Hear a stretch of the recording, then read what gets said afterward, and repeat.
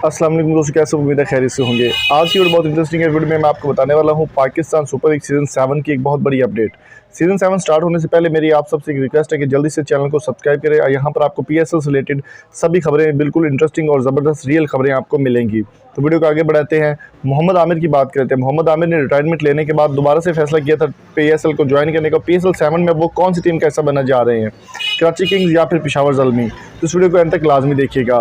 दोस्तों, मोहम्मद आमिर ने जब ये फैसला रिटायरमेंट का वापस लिया तो उन्होंने कहा था कि वो पीएसएल सीज़न में खेलेंगे, सीज़न 7 के अंदर भी, और टी20 की जितनी भी क्रिकेट होगी वो सारी खेलेंगे।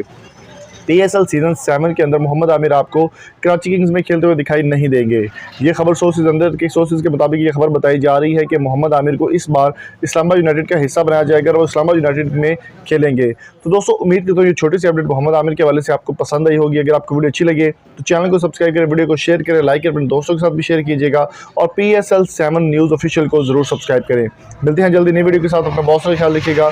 Thank you so much for coming. Allah.